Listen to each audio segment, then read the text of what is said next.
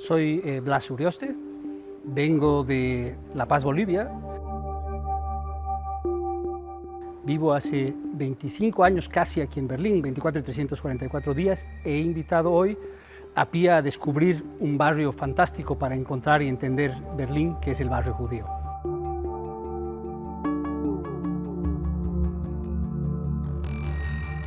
Soy de formación politólogo, pero hace más de 10 años que acompaño a visitantes del mundo hispano a descubrir Berlín. Soy director de una cooperativa de guías que fue fundada aquí y que se llama Vive Berlín.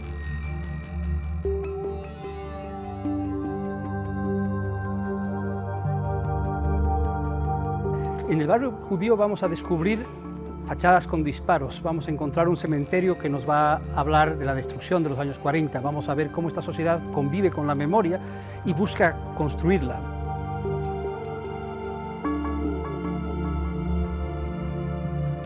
Vamos a ver las huellas que ha dejado, y vamos a hablar de las huellas que ha dejado en la comunidad judía berlinesa, ese periodo histórico terrible de los años 30 y 40.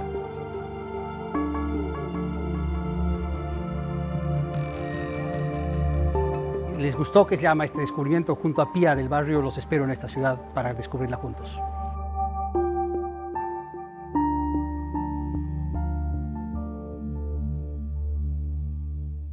Blas Urioste, politólogo, persona especializada en la historia también de Berlín. Un placer que nos hayas invitado a pasear con nuestro público en Aquí Estoy por el antiguo barrio judío y quizás por el corazón más partido de todo este país. ¿Dónde estamos? Bienvenido, Aquí Estoy. Muchas gracias por venir, que se llama... estamos en un barrio que es probablemente los que más se ha transformado en el siglo XX, y en eso es muy berlinés, porque Berlín es una ciudad de transformaciones permanentes, y este es un lugar que en los últimos 30 años, después de la unificación alemana, ha cambiado en casi un 100% sus habitantes. Mira. Y no es la primera vez en la que ha sucedido algo así en el siglo XX, porque en los años 30 y 40 también hubo un quiebre brutal. Claro que sí. Un quiebre que va a afectar a una parte importante de los pobladores de este barrio, al que en español, en italiano, en francés se lo llama el barrio judío. Los berlineses, pero no lo hayan llamado así nunca. ¿Nunca lo llamaron el barrio judío? No. Los berlineses estamos en el corazón de lo que creemos que es el barrio judío. ¿Por qué es barrio judío? Porque era uno de los barrios en los que más porcentaje de población era judía en Berlín. Antes de la Segunda... Antes de la Segunda Guerra Mundial, cuando Berlín era la sede de la comunidad judía más grande de Alemania. Igual era un número relativamente pequeño, eran 150.000 personas en Berlín las que estaban adscritas, que se llama, al mundo judío, y un porcentaje de ellas vivía aquí. Este es un barrio que era un barrio de inmigrantes económicos, era mayoritariamente gente que había llegado de Polonia a vivir aquí buscando oportunidades y buscando tolerancia religiosa, que eran las promesas que encarnaban Berlín hace 100 y pico años. Uno de los barrios que más sufrió en la noche de los cristales rotos en 1938, me es claro que estoy haciendo un gran salto en la historia, pero son estas imágenes que quiero ahora en un ratito compartir con ustedes porque estamos viviendo el antiguo barrio judío. Mira las campanas. ¿Qué pasó acá el 9 de noviembre de 1938? Digamos, el 38 comienza la persecución sistemática y arbitraria de la población judía en el Tercer Reich. Hasta ese momento había habido leyes, habían habido que se llama discriminación individual, pero todavía no era una cuestión totalmente abierta y brutal como se convirtió a partir del 9 de noviembre del 38. Lo que sucede el 9 de noviembre del 38 es que con la excusa de un atentado que se produce en Francia, el partido nazi saca de la gaveta un plan que tenía para atacar en forma sistemática a la población judía en toda Alemania. Y esa noche van a ser asesinados muchos judíos, esa noche van a ser detenidas muchas familias judías, algunos van a ser trasladados a campos de concentración. Campos de concentración de Dachau, Buchenwald, Sachsenhausen, aquí cerca de Berlín. Aquí cerca. Vamos a hablar de cifras para recordar esto. 1938, noche de los cristales rotos. 95 sinagogas solamente en Viena, 1000 sinagogas destruidas en todo entre Alemania y Austria. Sí, y es una noche en la que, por ejemplo, se decide tomar presos a los hijos de familias acomodadas para comenzar con un sistema de chantaje sistemático, diciéndoles, si te vas de Alemania, dejando todos tus bienes aquí, te permitimos irte. En este barrio, la mayoría de la gente que vivía era gente de ingresos medios y medios bajos. No era un barrio donde vivían los judíos acomodados, que vivían más bien en Charlottenburgo, que se llama en la zona occidental de Berlín. En la zona occidental de... ¿Por qué cristales rotos? Recordá. Yo lo sé. El término de los cristales rotos en Alemania no se lo usa porque se considera que relativiza lo que sucedió. Es un pogrom. cristales rotos es por la cantidad inmensa de vitrales de ventanas que van a quedar en el suelo. El gobierno nazi después va a echarle la culpa a los judíos de las destrucciones y va a obligarlos a pagar todos los costos de la reparación y limpieza de las calles. Y ahí venimos, que se llama, a una cosa que podemos verla con esta pared que tenemos aquí atrás. Miren, esto es Berlín, Berlín 2021. Blas, ¿nos contás las formas de memoria histórica? Sí, estamos hablando de cómo una sociedad enfrenta aquello que le ha sucedido. Y aquí, digamos, hay la parte que es, entre comillas, más fácil de resolver, que es lo que estamos viendo aquí. ¿Qué son los agujeros de balas? Exacto, son los disparos que se llama que han quedado aquí en la ciudad, y esto es un daño material. El problema que tenemos con aquello que estamos hablando, o lo que sucede con lo que estamos hablando, es que no se tratan de daños materiales. Los daños materiales podríamos mañana repararlos. Es importante y se ha decidido que esto se quede aquí como una forma de hacernos recuerdo qué significa la guerra. La guerra, gracias a Dios, para nuestra generación es algo muy abstracto en estas regiones, y aquí podemos imaginarnos qué significa, porque cuando vemos la lluvia de balas, nos podemos imaginar cómo sería estar dentro de este edificio y escucharlas. Sobre el daño material estamos hablando. Ahora vamos a hablar sobre el daño inmaterial. Exacto. La noche de los cristales rotos, la noche del 9 de noviembre de 1938, del 9 al 10 exactamente en este barrio.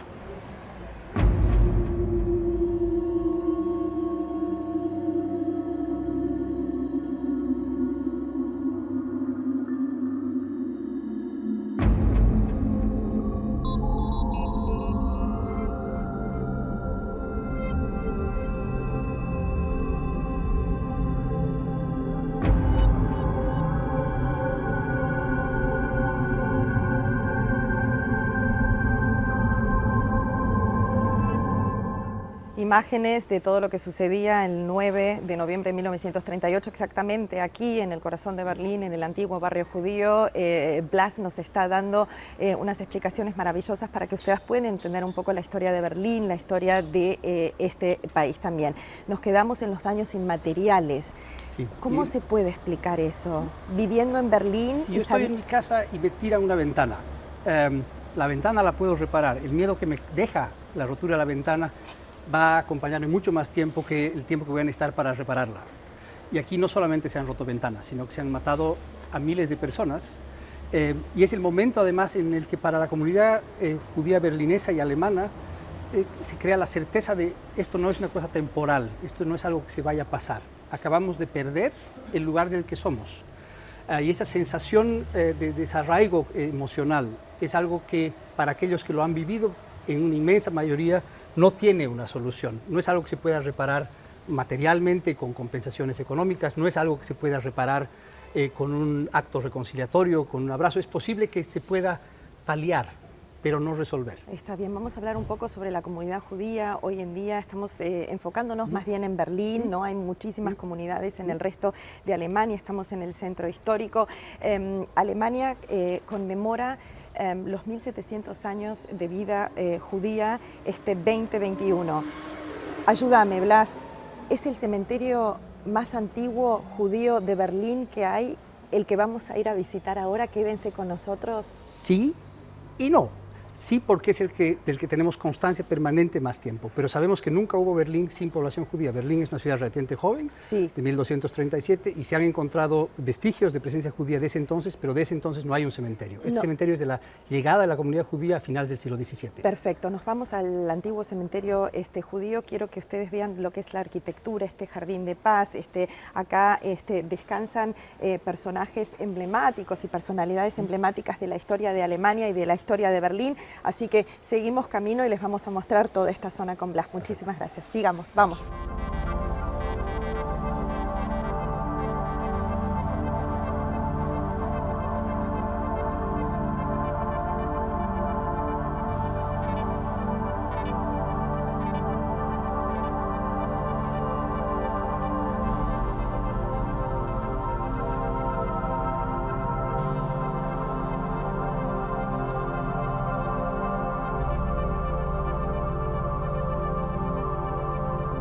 Tú me preguntabas sobre la relación entre exclusión y pertenencia en la relación a la población judía hoy, que se llama aquí en Alemania, y quizás este lugar nos pueda permitir un poco acercarnos a ello. Ya estamos en el cementerio judío. Estamos en ingreso a lo que era el cementerio judío en Berlín entre 1672 y 1827.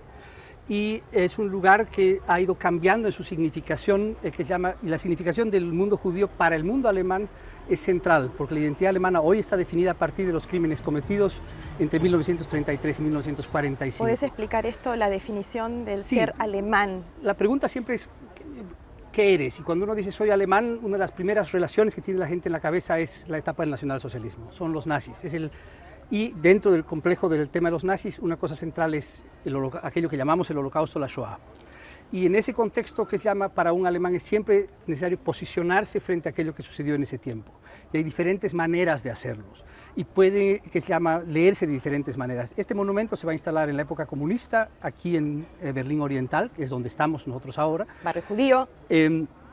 Y la idea va a ser, queremos mostrar que nos acordamos nosotros también. Hay que saber que Alemania comunista tenía una política de memoria muy distinta a Alemania Occidental. Alemania Occidental asumió mucho más temprano la responsabilidad colectiva alemana en relación al nacionalsocialismo. Y al Holocausto. Alemania Oriental decía, digamos, un poco exagerando, que se llama el mundo, lo que sucedió con los judíos es un daño colateral de una lucha entre el fascismo y el comunismo.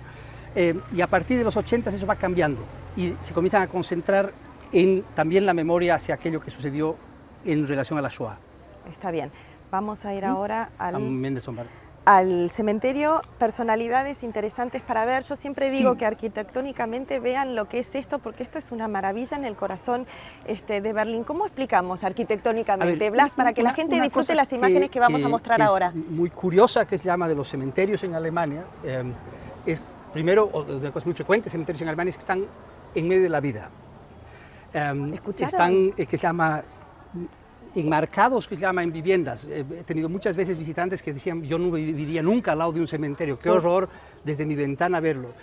Lo otro que tenemos muchas las reacciones de latinoamericanos que vienen acá, ¡ay, qué horror! ¿Cómo vivir tan compenetrados alrededor de lo que es la muerte? Por otro lado, los cementerios son lugares muy agradables. O sea, una cosa que uno, por ejemplo, o que yo hago muy frecuentemente aquí es pasear por cementerios. En Alemania se hace eso, pasear por los cementerios. Sí, que es una cosa que sería muy rara para, digamos, el mundo nuestro, pero los cementerios están concebidos también de una manera tal que son lugares de paz. Se llaman Friedhöfe. Lugar de paz en alemán. Nos vamos al cementerio y yo no sé si están escuchando. Al principio él se presentó y dijo que él era boliviano. No tematicé tu nacionalidad. Estamos tematizando un poco la historia de Berlín. Lo hablamos después. Quédense con nosotros. Nos vamos al cementerio. Pase, señor. Perfecto. Vamos.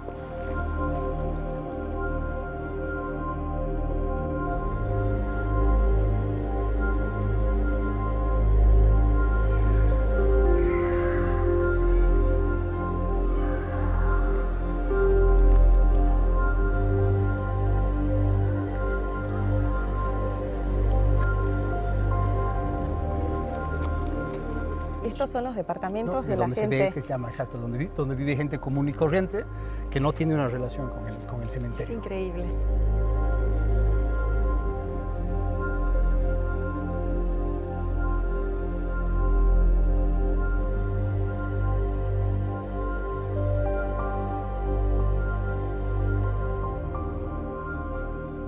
Blas con nosotros contándonos la historia de la vida judía berlinesa antes y después de la Segunda Guerra Mundial, después del nazismo. ¿Qué pasó con este cementerio judío donde estamos ahora, en pleno corazón de Berlín, durante la guerra y después de la guerra?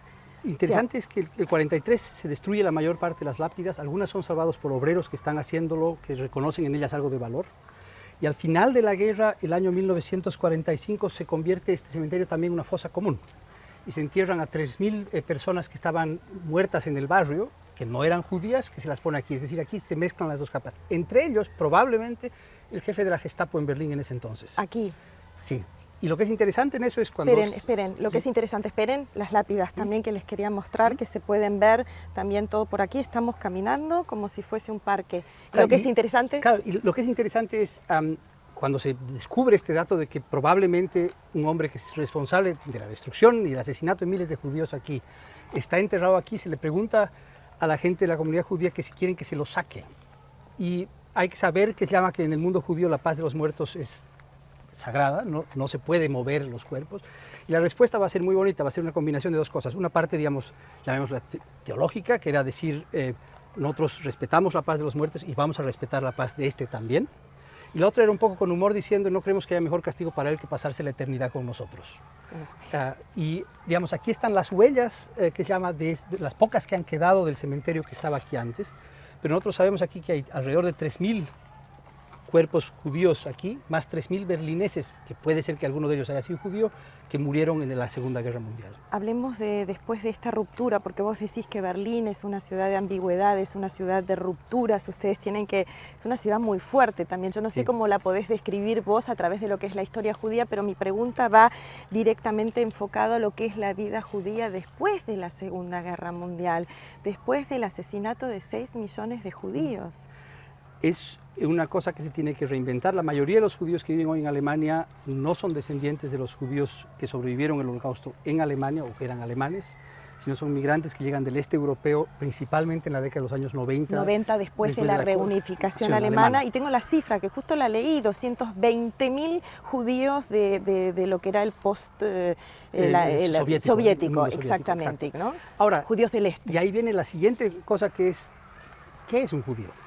Y ahí venimos, muchas veces viene la pregunta, ¿cuántos judíos viven en Alemania? Y entonces eso depende mucho de cómo los cuente y quién los cuente. Porque, por ejemplo, aquí en Berlín viven 20.000 israelíes. Ellos no están adscritos a una de las comunidades judías y oficialmente no cuentan cuando hablamos de los judíos que viven en Berlín, pero son judíos, nada más que para ellos, al venir de una sociedad mayoritariamente judía, el ser judío no es lo que los define. Mientras que, por ejemplo, para un judío que viene de Rusia o que viene de Polonia, o bueno, de Polonia no viene nadie, de Rusia o que viene de Ucrania, el ser judío va a ser una parte elemental de su identidad y va a ser el lugar donde se va a encontrar, llamémoslo entre comillas, con lo suyo, con los suyos. Última pregunta, ¿en este barrio judío se encuentra la identidad judía nuevamente aquí en el 2021, donde estamos? Yo diría que no. Lo que se encuentra, hay vestigios, está la comunidad judía, la oficina central de la comunidad judía está a unos metros de nosotros, está una de las sinagogas más importantes de Alemania. Una que sobrevivió el 9 de noviembre de 1938, ¿no? Que parcialmente. O sea, fue salvada y después un bombardero inglés. Y escuchamos, yo no sé si escuchan a los lejos ruidos de chicos, está también el colegio judío aquí. El colegio judío que es producto de una fundación de alguien que está enterrado aquí, que era Moses Mendelssohn, que va a ser quien va a tener la iniciativa de fundar el primer colegio para jóvenes judíos que se llama a finales del siglo XVIII aquí en Berlín. Vamos a ver la lápida de Moses Mendelssohn, quizás el fundador de lo que es la ilustración judía. Exacto. Así explicamos. Sí, gran amigo de Lessing, chisme histórico. No sé. Es un hombre que va a crecer en un Berlín que está transformándose con las ideas que están llegando de Occidente, con las ideas de la Ilustración. Sí. Y que va a plantear dos preguntas muy divertidas. Una es la pregunta hacia el mundo cristiano, que es, ustedes están diciendo que todo es la razón y que todos somos iguales. ¿Eso también nos incluye a nosotros? ¿Los judíos? Los judíos. Y el mundo cristiano se va a dar cuenta que la consecuencia de sus reflexiones en relación a la igualdad de los humanos no tiene una argumentación razonable para excluir a los judíos, lo que va a presentar un reto para el mundo cristiano. Y la otra pregunta hacia adentro es, ¿por qué no revisamos lo que somos a través de la luz de la razón también? Es decir, él lo que hace es la ilustración judía, la Haskalah. El Haskalah. Lápida de Moses Mendelssohn, y nos vamos a seguir caminando y a seguir viendo los vestigios de las rupturas de la historia de Alemania. Con Blas, sigamos, vamos. Dale, muéstrame. Perfecto. Y este es que se llama una reconstrucción, la segunda en realidad de la lápida esta de Mendelssohn, que es el padre de una familia berlinesa muy importante también. Son músicos, filósofos, se llama banqueros. ¿No? Y él ha vivido en la época previa a la Revolución Francesa. Bueno, pero encima nos tocó un día espectacular. Sí. La verdad que está siendo cada vez más frecuente aquí en Berlín.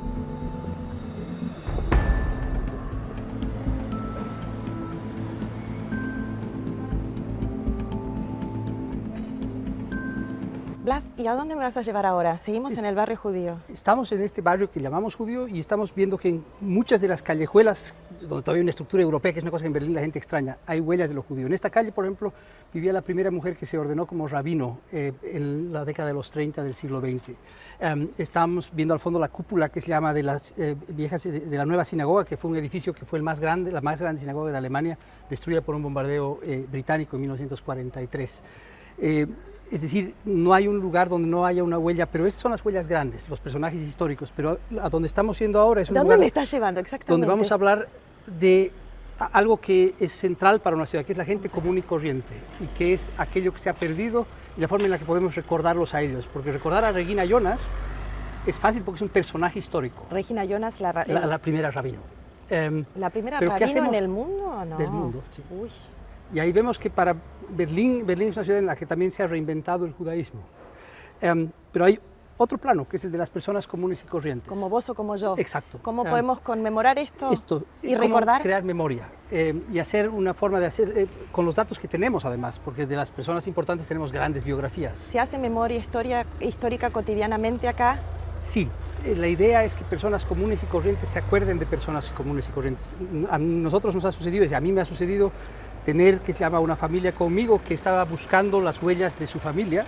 Vamos a ir a las Stolpersteine, que son las Stolpersteine que se pusieron para una familia. ¿Qué quiere decir eso en español? Stolpersteine son piedras del tropiezo. Y que están recién por viéndolas, todo Alemania. Sí. Y por son muchas... decenas de miles. Y, son como placas doradas muy que sencillas, están puestas en las veredas, en las calles, donde está el nombre el de la familia. Y el destino de las personas que fueron perseguidas, asesinadas, algunos los sobrevivientes.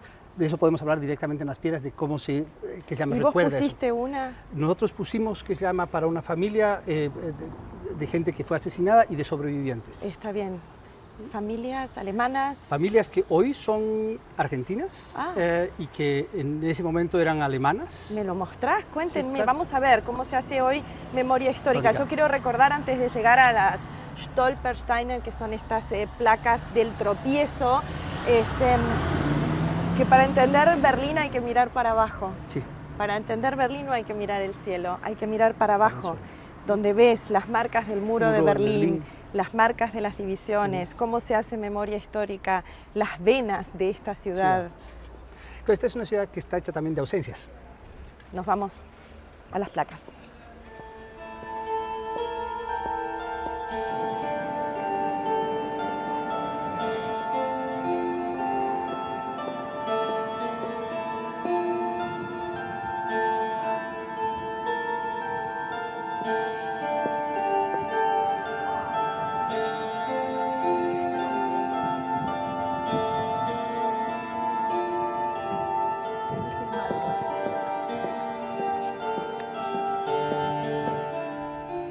Vamos a las piedras del tropiezo que cualquiera puede poner, cualquier ciudadano. Sí, en principio la idea es que se llaman Stolpersteine, piedras del tropiezo, porque nos obligan a mirar para abajo y nos obligan a descubrir algo que es central, que es la gente común y corriente. Esta es una familia, son los padres que fueron asesinados en campos de concentración, los hijos, él vive todavía y estuvo parado aquí con nosotros, y Sara es la madre de una familia argentina. ¿Ellos te contactaron? Ellos fueron clientes y se convirtieron en amigos. Y con ellos descubrimos, que se llama, la historia de su familia juntos, y podemos reunificar esta familia en este lugar. Ahí está la abuela de Mauricio. No. Nosotros vinimos y él la reconoció porque tenía la misma foto de su madre. Su madre salió al exilio a Inglaterra de niña. Sí. Y después se casó en La Paz, que es una cosa que averiguamos después. Su papá, que se llama, era sobreviviente de un campo de concentración, y él vino aquí y reconoció a la abuela en una foto. Ellos vivían aquí, era una sinagoga que se quemó el 38, y Mauricio creía que ellos habían muerto en el incendio. Después descubrimos que no fue así, que murieron, que se llama, él fue trasladado de Sachsenhausen a Dachau y fue asesinado en Buchenwald el 8 de agosto del 41, y la madre tiene un destino desconocido. Nosotros estamos casi seguros que murió en Auschwitz, pero no hay la prueba documental y por eso no se lo pone. Digamos, una de las ideas centrales para evitar las discusiones con los negacionistas es que no se pongan datos que puedan ser puestos en dudas. ¿Tenés que pedir permiso para hacer eso? ¿Tenés que anotarlo en un archivo? Hay una lista de espera porque es un artista el que las pone todas. Y entonces él viene personalmente y las instala. Mira. Y él estuvo aquí, las instaló, y entonces uno tiene que averiguar, demostrar qué se llaman los datos, y así se construye la historia de la ciudad. Miren las piedras del tropiezo. Gracias por acompañarnos. Me queda una última pregunta. Hicimos tanto de historia, la gente que va a querer saber también, ¿no? ¿Por qué un boliviano vive acá en Berlín? Yo no te pregunté nada de vos, pero yo creo que fue tan interesante también escuchar todo lo que vos podés contar sobre la ciudad de Berlín. ¿Qué nos podés decir de vos, boliviano, como politólogo y también como persona que guía a gente que viene de América Latina?